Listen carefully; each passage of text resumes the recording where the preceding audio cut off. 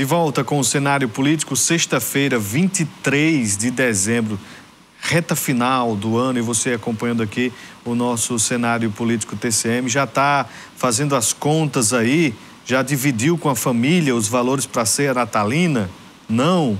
Pô, corra, viu? Porque amanhã, meu amigo, vai estar uma loucura para você encontrar ou uma reserva de restaurante ou mesmo de um buffet, porque tem muita gente aí se preparando para o Natal. E você, claro, acompanhando, assistindo aqui o nosso cenário político desta sexta-feira. Estamos falando sobre direito eleitoral. Dá tempo de você mandar sua pergunta, 988028979, e também todas as nossas redes sociais que aparecem aqui no cantinho da tela.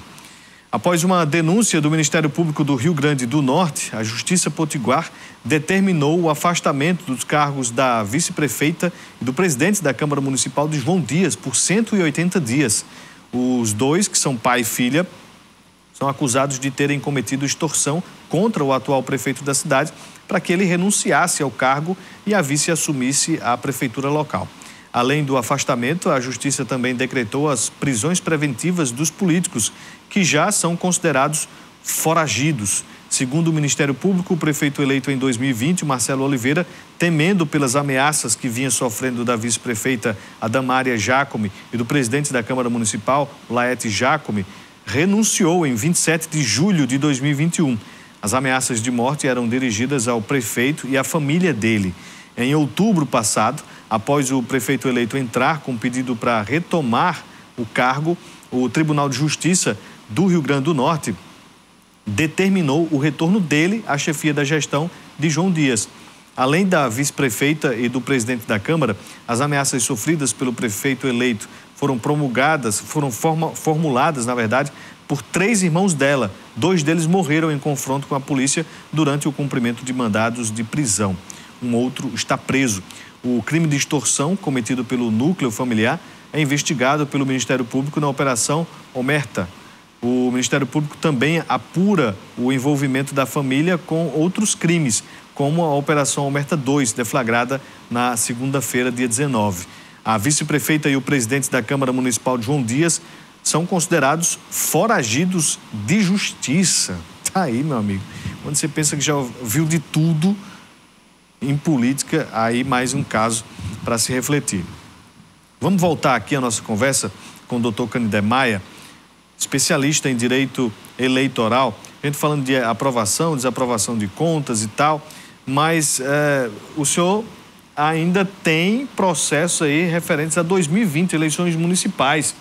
Eu lembro que eu acompanhei uma defesa do senhor no TRE, no Tribunal Regional Eleitoral, de um caso aqui de Mossoró, né, que envolve 2 vereadores, Naldo Feitosa e Lamarque Oliveira, do PSC, com relação à cota de gênero. Eles tiveram os mandatos cassados em primeira instância, o processo recorreu para o TRE, eles conseguiram reverter a questão, mas houve um recurso para o Tribunal Superior Eleitoral. Essa coisa de cota de gênero, doutor, primeiro, como é que está essa situação aqui destes 2 vereadores de Mossoró? E se repete eleição após eleição, alguns destes questionamentos, né? Volúvio, é interessante, e especificamente essa situação dos vereadores de Mossoró. Teve a cassação em primeira instância, né? A juíza entendeu, aqui a magistrada de primeira instância entendeu que tinha havido uma burla à cota de gênero, né? Algumas das candidatas não tinham feito campanha, né? Se recorreu ao TRE e lá no TRE se conseguiu a reversão dessa decisão, né? O TRE entendeu que não tinha prova robusta no processo e que realmente não tinha havido nenhuma fraude naquelas candidaturas e manteve os vereadores no cargo e eles estão até hoje. E para que eles sejam afastados, precisa o trânsito em julgado de uma sentença condenatória, né? Então, os advogados recorreram ao TSE, esse processo está no TSE, não tem pauta ainda, inclusive está para dar parecer do Ministério Público Eleitoral lá em Brasília, e possivelmente lá para março ou abril, no decorrer do próximo ano, que aí vão priorizar as eleições desse ano para depois começar a mexer de novo com as de 2020. Então, talvez lá para o segundo semestre do próximo ano tenha um deslize dessa situação. Mas você me pergunta, isso tem acontecido muito desde a campanha de 2018, que o próprio TRE do Rio Grande do Norte e os TREs pelo Brasil vêm brigando muito para firmar a necessidade de ter mulheres candidatas. Mas não é fácil. Eu, no dia que estava lá na sustentação oral, até o desembargador Cláudio Santos brincou comigo, disse, é muito difícil pedir voto, é muito difícil convencer uma mulher a ser candidata. E realmente é. Eu tinha discutido com vários colegas no Conselho Federal lá, o grupo de OAB, de eleitoristas lá do Conselho Federal, nós estávamos discutindo uma vez e eu disse, essa cota era para ser respeitada da seguinte forma: precisa ter 30% de cota? Precisa. Se você colocou 7 homens e não tem nenhuma mulher, se for 10, vá com 7. Deixa as vagas sem ter, porque você se obriga a trazer mulheres muitas vezes para fechar uma cota e essas mulheres no meio da jornada, no meio da luta, desistem. Então, o TSE vem afunilando muito isso. Agora, do mês de junho para o mês de julho, teve uma decisão muito grave, uma canetada do ministro Alexandre de Moraes, que cassou toda a bancada de vereadores da cidade de Martins. 9 vereadores foram cassados na cidade de Martins. Então, eu acho que lá eram 9 vereadores, cassaram 8 da bancada da prefeita, ficou somente um vereador. E ele mandou recontar todos os votos e ninguém conseguiu reverter isso. A situação é parecida com o que acontece no Brasil inteiro. Candidaturas femininas que não vão até o fim, porque nós atravessávamos, inclusive na minha sustentação lá no TRE, eu dizia, e deixei isso bem claro para os desembargadores, eu chamei a atenção do presidente desembargador Gilson. Desembargador Gilson, nós estamos agora em 2022, falando de 2020. E 2020, as orientações do TRE e do TSE era que nós não fôssemos para a rua, nós fizéssemos campanha virtuais, nós pedíssemos voto por telefone, pelo WhatsApp, pelas redes sociais. E vocês agora estão me cobrando que uma candidata grávida vá à rua. O caso de Martins era uma candidata grávida, que não foi à rua, que praticamente só fez campanha em rede social. E teve o dessabor de caçar toda uma chapa. Então, o TSE vem fazendo isso. Agora, já na campanha desse ano de 2022, pelo Brasil, em alguns estados já teve chapa que caiu completa, o DRAP foi anulado completo, porque houve intenção, de acordo com a decisão dos magistrados do TRE, de fraudar a cota de gênero. Nós temos aqui algumas participações inclusive interessantes. O João da UPA do BH, muito obrigado pela interação de todas as noites. Nós temos aqui um questionamento, deixa eu ver como é que é aqui o nome. Não colocou o nome aqui, mas... o Luiz Aires, o Luiz Aires do Aeroporto 2. Pergunta ao convidado como é que ele achou um candidato que teve mais de 80 mil votos por usar armas restritas e não assumiu. E outros...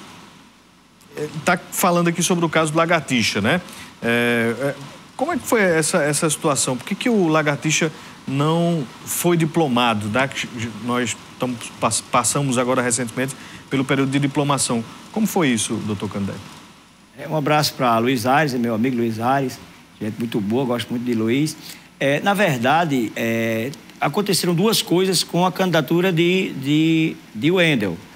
O Wendel estava preso, e quando saiu da prisão, estava numa prisão preventiva por uma acusação lá de um crime. Quando ele saiu da prisão preventiva, a imprensa do Rio Grande do Norte noticiou muito sobre essa saída dele, e ele aproveitou isso para usar a mídia para aparecer como uma pessoa que era contra o crime. E depois teve o atentado contra ele e contra o Gonçalves, que eles chegaram lá, os seguranças que estavam com ele chegaram a matar ou foi dois daquelas pessoas que tentaram contra ele. E ele fez um vídeo fazendo flexão ao lado do cadáver. E é triste você dizer isso, mas a nossa população está de uma forma que ali sim, vou dizer com toda certeza, foi os 82 mil votos de Wendel, foi pela postura dele de ir contra o crime. Então a gente vive sofrendo muito com a criminalidade e aquela postura dele foi isso. O que aconteceu com o Lagartixa? O Wendel Lagartixa teve as suas contas desaprovadas, mas não por isso ele deixou de ser diplomado. Desde 2019, na resolução do TSE de 2019, dizia que o candidato que quando chegasse ao TSE, no momento da diplomação, ele tivesse a pencha lá no registro de candidatura dele, se vocês puderem lá no Divulga Canto, vocês vão observar, tem lá, indeferido com recurso. Se a palavra que tivesse fosse indeferido com recurso, ele não seria diplomado. O próprio TRE teria que negar o diploma a ele. O candidato lá, o primeiro suplente lá, acho que o Baldo, entrou com um mandado de segurança no TSE falando exatamente sobre esse fato. O TSE, num julgamento monocrático, decidiu monocraticamente, determinou que o TRE de imediato recontasse os votos, tirasse aqueles votos de Wendel, os 82 mil votos. 88. Ele foi mais bem votado do que alguns deputados federais do nosso Rio Grande do Norte, excluísse os 82 mil votos e recontasse os votos. Por isso o candidato, o Baldo, entrou. Então, isso aconteceu na eleição de 2020 aqui no estado do Ceará, uma cidade que o prefeito, inadvertidamente, a assessoria jurídica não observou essa brecha na lei, e o próprio juiz eleitoral da cidade disse, no momento da diplomação, que não ia diplomar o prefeito, quem ia tomar posse era o presidente da Câmara depois que fosse eleito presidente, porque não ia diplomar, porque o prefeito estava com a pencha de indeferido com recurso. E isso, a partir de 2009, passou a ser proibição de diplomação. Se ele tivesse lá deferido com recurso, ele tomaria posse, estaria diplomado normalmente. Mas no caso de Wendel foi justamente por isso. Ele estava indeferido com recurso e a legislação do TSE não permite que um candidato que esteja indeferido com recurso seja diplomado. O recurso, no caso, foi do Ministério Público Eleitoral. O recurso foi do Ministério Público Eleitoral, que subiu para manter o afastamento dele, a cassação dele, e o recurso, as contrarrazões foi por parte dos advogados dele. Será que ele vai assumir esse mandato ainda ou não? Isso vai lá para o TSE, né? Já está no TSE, foi o próprio TSE que concedeu a liminar, advertindo o TRE que deveria fazer a recontagem de votos. E o presidente do TRE de imediato, no próprio final de semana, já fez isso, já diplomou o próprio Baldo e excluiu o Wendel. É uma questão que vai render muito o TSE. Há vários recursos dentro do TSE, essas questões rendem muito porque são questões novas de legislação de 2019 e 2020, então ainda tem muito fligranas para ser tratadas. Às vezes a própria formação dos 7 juízes que estão lá, dos 7 ministros que estão lá, a corte é composta por 7 pessoas, dentre elas 2 advogados, né? Tem 2 ministros do TSE também. Então, quando você faz essa composição, são cabeças que mudam a cada 2 anos. Então, pode ser que esse entendimento, a mais um ano para frente, ela mude quando essa corte fizer a nova renovação. Tem aqui uma pergunta. Quem foi que mandou aqui esse questionamento? Foi o Raimundo. Um abraço aí para o Cinquentinha. Ele está questionando aqui, doutor Candeck, quem foi multado por não informar ao Tribunal Regional Eleitoral o uso das redes sociais, Instagram, por exemplo, dívida ativa da União, ainda pode recorrer, mesmo sem nunca ter recebido R$1 do fundo? Eu fui multado por uma simples foto no Instagram e no Facebook.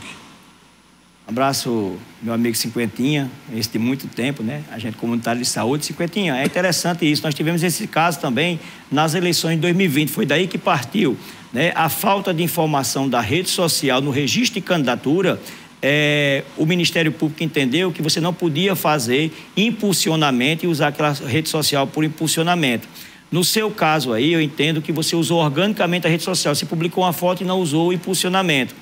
Caberia talvez discutir, se você não discutiu e transitou em julgado, essa multa já está aplicada, a multa mínima de R$5.000 foi aplicada a todos os candidatos, inclusive teve um partido aqui em Mossoró que todos os candidatos, salvo engano, ele tinha 29 candidatos, todos os 29 candidatos receberam multa de R$5.000 e essa ação foi até o TSE e o TSE, eu estou dizendo porque eu advoguei nesse caso, o TSE manteve essa decisão e todos os candidatos fizeram parcelamento junto à Procuradoria Regional, Procuradoria da Fazenda Nacional, em 60 vezes e estão pagando, porque não tem como reverter essa multa de propaganda ilegal. Temos aqui uma outra participação, Manuel Andrade, ele questiona aqui com relação ao que acontece com o presidente do partido que recebe verba partidária, não divide com todos os candidatos que estão concorrendo à eleição. Deveria dividir por igual? Na verdade, nós temos verbas partidárias e neste exato momento agora das nossas eleições estaduais, de nível estadual, eleições gerais que a gente chama, vieram recursos do FEFEC, vieram recursos do fundo partidário, vieram recursos para a cota de pretos, e vieram recursos para a cota de mulheres e de mulheres pretas. Então, quando o candidato recebia como presidente do partido, e nesta eleição especificamente, os presidentes a nível nacional fizeram questão de mandar já isso diretamente para os candidatos, não passava pelos diretórios estaduais. Nas campanhas municipais, alguns diretórios municipais receberam recursos, e naquela época não tinha ainda a cota de pardos e de pretos, e eles dividiram em tese, respeitando a cota de percentual mínimo para as mulheres. Inclusive tem uma polêmica muito grande, que o partido, e aí foi uma questão que o TSE passou a régua e disse: agora eu não aceito mais, o partido que não deu a cota necessária para as candidaturas femininas, ou seja, foi abaixo do percentual, o partido estava com a cota desaprovada, e o TSE resolveu passar uma régua e dizer: não, daqui para trás eu vou absorver todo mundo, mas para frente eu não aceito mais. Então, a partir das eleições de 2022, quem não dividiu corretamente o fundo partidário com os candidatos, ou o FEFEC com os candidatos, eram os 2 recursos que nós tínhamos especificamente deste ano, o partido sim vai ter as contas aprovadas, mas os partidos a nível estadual tiveram muito cuidado de não receber recursos. Pediram para que os partidos a nível nacional passassem direto para os candidatos lá, a deputado federal, a deputado estadual, a senador e a governador, para que ele não ficasse com a obrigatoriedade de estar redividindo e calculando. Então, o Partido Nacional já mandava aquela cota bem divididazinha, já botava na conta dos determinados candidatos. Niel do Sumaré, muito obrigado pela participação no nosso programa desta sexta-feira, que vai chegando ao fim. A gente falou sobre direito eleitoral, muitas questões, muitas circunstâncias que a gente ainda vai ouvir muito falar nas próximas eleições, nos próximos meses até. Canidé Maia, muito obrigado por ter vindo conversar conosco. Seja sempre bem-vindo aqui ao cenário político. Obrigado, Vonúvio. Obrigado à direção da TCM, na pessoa da Dona Zilene e de Estela Mares. Agradecer a todos os ouvintes, desejar um Feliz Natal, um feliz 2023, que a gente renove as esperanças, que a gente comece um 2023 com o coração cheio de amor, cheio de vontade de viver, de lutar e de vencer, porque tem muita gente precisando vencer, tem muita gente precisando superar o passado. Então vamos atravessar 2022 para 2023 com as esperanças renovadas. Um abraço a todos e até a próxima oportunidade. É isso mesmo, eu concordo aqui com o doutor Canidé. É isso mesmo. A você de casa a gente deseja um Feliz Natal e que a gente possa se encontrar renovado na segunda-feira, porque ainda tem uma semana de 2022. Então, todos um ótimo final de semana. Até lá. Um abraço.